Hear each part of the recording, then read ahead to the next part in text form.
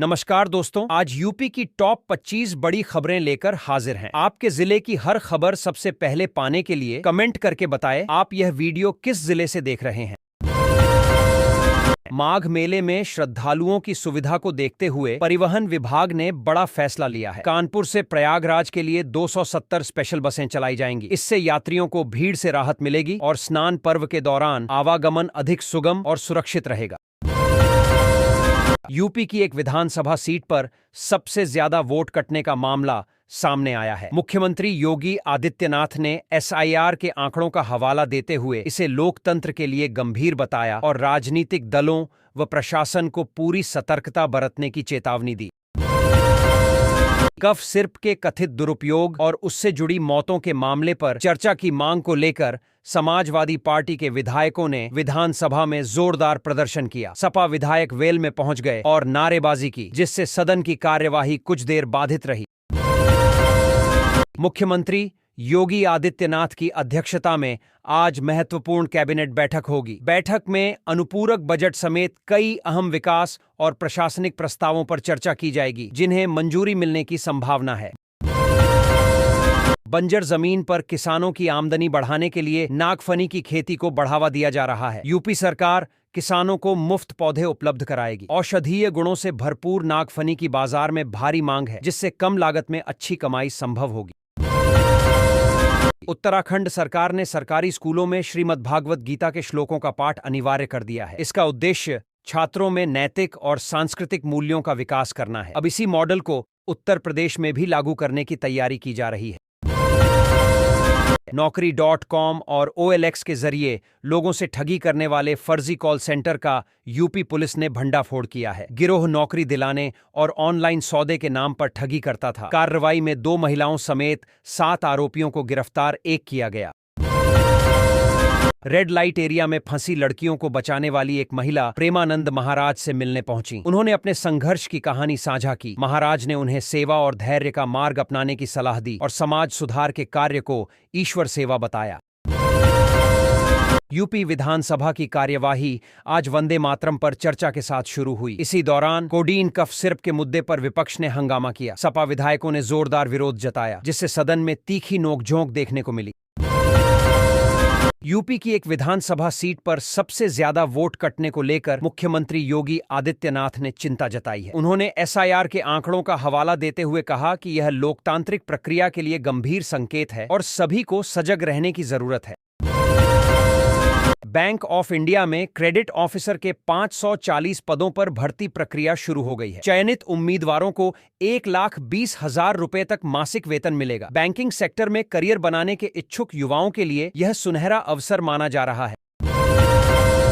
उत्तर प्रदेश में मदरसों की पढ़ाई से छात्रों का रुझान लगातार घट रहा है। आंकड़ों के अनुसार पिछले 10 वर्षों में करीब 80% छात्रों की संख्या कम हुई है। अभिभावक अब आधुनिक शिक्षा और रोजगार से जुड़ी पढ़ाई को प्राथमिकता दे रहे हैं।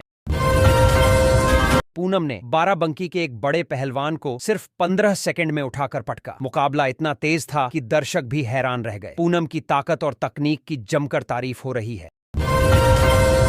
यूपी में नदियों की निगरानी के लिए किए गए रिवर ड्रोन सर्वे मॉडल को अब पूरे देश में अपनाने की तैयारी है। लखनऊ से कानपुर तक किए गए इस सर्वे से बाढ़ नियंत्रण और अवैध कब्जों पर रोक लगाने में बड़ी मदद मिली है।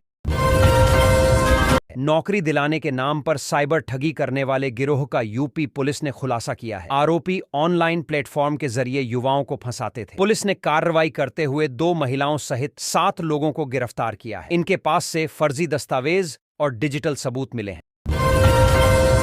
कॉमेडियन भारती सिंह के शो में भोजपुरी स्टार पवन सिंह ने खास अंदाज में दर्शकों का दिल जीता। उन्होंने ठेकुआ और बाटी चोखा बनाकर खिलाया। साथ ही मामा बनकर भारती के होने वाले बच्चे को आशीर्वाद दिया, जिसे देखकर सेट पर मौजूद लोग भावुक हो गए। सपा विधायक सुधाकर सिंह के निधन पर मुख्यमंत्री योगी आदित्यनाथ ने विधानसभा में उन्हें श्रद्धांजलि दी। इसके साथ ही उन्होंने कहा कि राजनीतिक मतभेद अपनी जगह हैं, लेकिन जनसेवा और सदन की गरिमा सभी के लिए सर्वोपरि होती है। गाजियाबाद विकास प्राधिकरण की संपत्तियों को बेचने के लिए अब मार्केटिंग सेल सक्रिय भूमिका निभाएगा। इससे लंबित प्रॉपर्टी बिक्री को गति मिलेगी और नए विकास प्रोजेक्ट्स को तेजी से आगे बढ़ाया जा सकेगा। जीडीए को इससे राजस्व बढ़ने की उम्मीद है। है। कोडेन कफ सिरप कांड को लेकर मुख्यमंत्री योगी आदित्यनाथ ने पहली बार खुलकर प्रतिक्रिया दी है। उन्होंने माफियाओं पर सख्त कार्रवाई की बात कही और विपक्ष के आरोपों को निराधार बताया। सीएम ने कहा कि दोषियों को किसी भी कीमत पर बख्शा नहीं जाएगा। मुख्यमंत्री योगी आदित्यनाथ ने लघु और सीमांत किसानों के लिए बड़ा ऐलान किया है। युवा सहकार सम्मेलन में उन्होंने किसानों को सहकारी योजनाओं से जोड़ने और आर्थिक सहायता बढ़ाने की बात कही, जिससे उनकी आय में वृद्धि और आत्मनिर्भरता को बढ़ावा मिलेगा। यूपी की राजनीति में बड़ा संकेत देते हुए बीजेपी के कुछ विधायकों का टिकट कटने के संकेत मिले हैं। तरुण चुघ और सीएम योगी की प्रदेश स्तरीय बैठक में साफ कहा गया कि प्रदर्शन के आधार पर ही उम्मीदवारों को मौका दिया जाएगा। मकर संक्रांति से पहले बन रहे शुक्रादित्य योग को ज्योतिष के लिहाज से बेहद शुभ माना जा रहा है। इस योग से 3 राशियों को धन, वैभव और करियर में तरक्की के योग बन रहे हैं। निवेश और नए काम की शुरुआत के लिए समय अनुकूल बताया जा रहा है। किससे व्हाट्सएप चैट कर रही हो? इसी बात को लेकर भुवनेंद्र और काजल के बीच विवाद बढ़ गया। शादी के सिर्फ 10 महीने बाद ही रिश्ते में दरार आ गई। आपसी शक और झगड़ों के चलते दोनों का रिश्ता टूटने की कगार पर पहुंच गया। लखनऊ के जीएमयू में एक मुस्लिम डॉक्टर पर गंभीर आरोप लगे हैं। पहले उसने एक हिंदू युवती से निकाह किया, फिर दूसरी रेजिडेंट डॉक्टर पर धर्म परिवर्तन का दबाव बनाया। मामले के सामने आने के बाद प्रशासन और पुलिस जांच में जुट गई है। उत्तर भारत में घने कोहरे का असर जनजीवन पर बना हुआ है। राजधानी समेत कई इलाकों में दृश्यता बेहद कम रही। इसका असर रेल यातायात पर भी पड़ा। राजधानी और दुरंतो एक्सप्रेस सहित कई ट्रेनें 11 से 18 घंटे तक देरी से चलीं। यूपी में ऑनलाइन बाल यौन शोषण के मामलों में कानून बेहद सख्त है। पॉक्सो एक्ट और आईटी एक्ट के तहत दोषी पाए जाने पर न्यूनतम 6 साल तक की सजा का प्रावधान है। इसमें जुर्माना और सख्त निगरानी भी शामिल है, ताकि बच्चों की सुरक्षा सुनिश्चित हो सके। महिला वकील को अवैध हिरासत में रखने के मामले में संबंधित एसएचओ पर कार्रवाई की गई है। सुप्रीम कोर्ट ने इस प्रकरण का संज्ञान लेते हुए थाने की सीसीटीवी फुटेज तलब की थी। जांच में लापरवाही सामने आने के बाद यह एक्शन लिया गया। एक बार फिर नोएडा की हवा बेहद जहरीली हो गई है। लगातार दूसरे दिन AQI 400 के पार दर्ज किया गया, जिससे नोएडा देश का सबसे प्रदूषित शहर रहा। खराब हवा के चलते बच्चों, बुजुर्गों और मरीजों को घर में रहने की सलाह दी गई है। नोएडा में आयोजित 15वें उत्तराखंड महाकौठिक में मुख्यमंत्री पुष्कर सिंह धामी पहुंचे। उन्होंने उत्तराखंड की लोक संस्कृति, परंपराओं और लोक कलाओं को राज्य की पहचान की सबसे बड़ी ताकत बताया और प्रवासी उत्तराखंडियों की भूमिका की सराहना की। कानपुर से दिल्ली जाने वाली फ्लाइट पर उस वक्त अफरा तफरी मच गई जब विमान के आसपास मधुमक्खियां मंडराने लगीं। सुरक्षा कारणों से उड़ान करीब 20 मिनट देरी से रवाना हुई। इससे पहले बोर्डिंग के दौरान चूल्हे से जुड़ी समस्या भी सामने आई थी। सपा अध्यक्ष अखिलेश यादव को पसंद आए काले कोट को जल्द सिलवाया जाएगा। इसके लिए दर्जी सपा कार्यकर्ता के साथ नाप लेने पहुंचा। इस घटनाक्रम को लेकर राजनीतिक गलियारों में चर्चा तेज है और इसे सपा के नए लुक से जोड़ा जा रहा है। यूपी में ठंड का प्रकोप बढ़ता जा रहा है। मौसम विभाग ने कोल्ड डे का अलर्ट जारी किया है। कई जिलों में घने कोहरे की चेतावनी दी गई है। ठंड से बचने के लिए लोग अलाव का सहारा लेने को मजबूर हैं। वीबीजी रैम जी बिल को लेकर सपा सांसद के बयान से सियासत गर्मा गई है। उन्होंने आरोप लगाया कि बीजेपी का एजेंडा सिर्फ उद्योगपतियों के लिए मजदूर उपलब्ध कराना है। इस बयान 2023 पर सत्ता पक्ष ने कड़ी आपत्ति जताई है।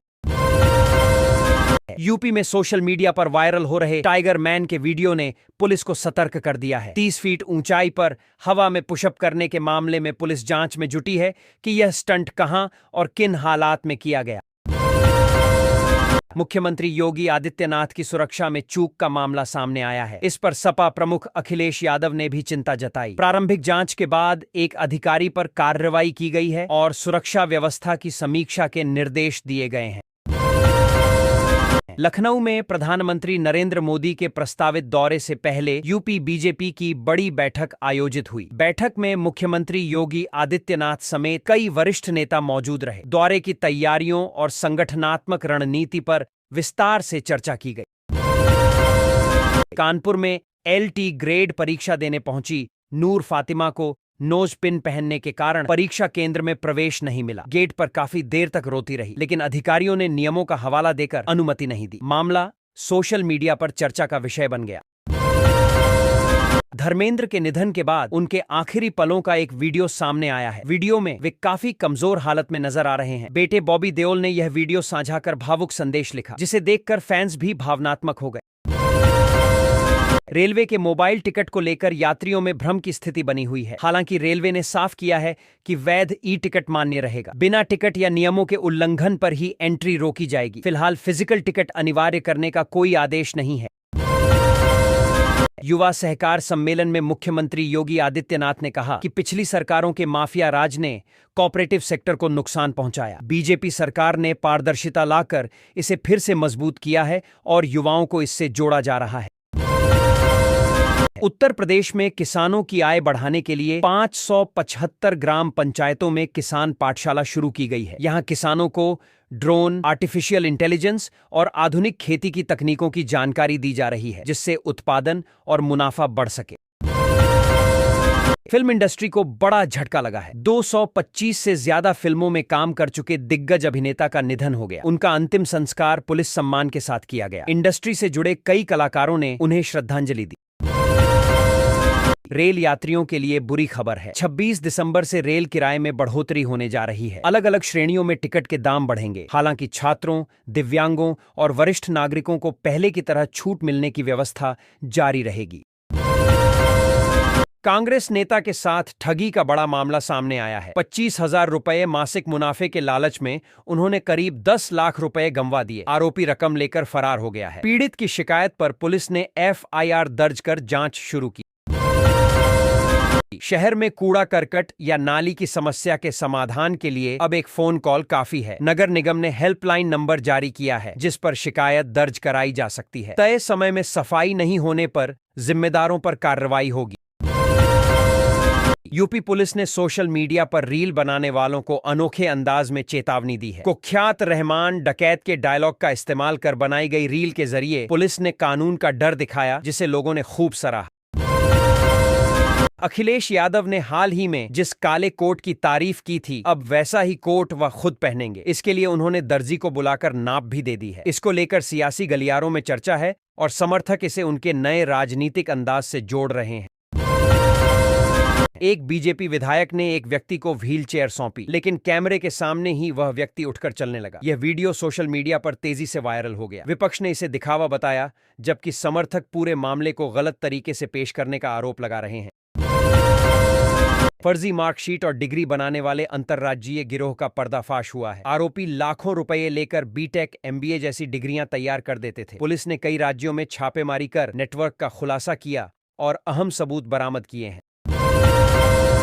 गाजियाबाद में एक सोसाइटी के गार्ड के साथ बेरहमी से मारपीट का मामला सामने आया है। बदमाशों ने उसे घसीट कर पीटा और लाठी डंडों से हमला किया। घटना का वीडियो सामने आने के बाद पुलिस 2023 में ने जांच शुरू कर दी है। एक महिला रेजिडेंट डॉक्टर ने मुस्लिम प्रेमी पर लव जिहाद की कोशिश का आरोप लगाया है। पीड़िता के मुताबिक शादी के बदले उस पर धर्म परिवर्तन का दबाव बनाया गया। शिकायत के बाद पुलिस ने मामला दर्ज कर जांच शुरू कर दी है। मुख्यमंत्री योगी आदित्यनाथ की सुरक्षा में एक बार फिर चूक का मामला सामने आया है। कार्यक्रम के दौरान जैसे ही CM कार से उतरे, सुरक्षा घेरे में एक गाय घुस गई। घटना के बाद सुरक्षा व्यवस्था पर सवाल खड़े हो गए हैं। SIR में सुस्ती को लेकर बीजेपी विधायकों से नाराज नजर आई। पार्टी नेतृत्व ने साफ शब्दों में पूछा कि अगर काम नहीं करना है तो दोबारा चुनाव लड़ने का इरादा क्यों है। इस बयान के बाद संगठन में हलचल तेज हो गई है। 70 साल के रिटायर्ड रेलवे कर्मचारी ने मानवता को शर्मसार करने वाली वारदात को अंजाम दिया। आरोपी ने 13 साल की बच्ची के साथ गन्ने के खेत में दुष्कर्म किया। पुलिस ने मामला दर्ज कर आरोपी को गिरफ्तार कर लिया है।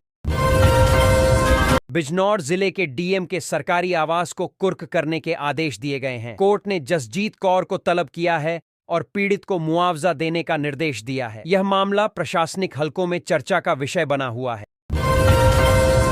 अयोध्या हवाई अड्डे पर एयर इंडिया एक्सप्रेस और स्पाइसजेट की कई उड़ानें रद्द कर दी गईं। खराब मौसम और तकनीकी कारणों को इसकी वजह बताया गया है। यात्रियों को वैकल्पिक व्यवस्था देने की कोशिश की जा रही है।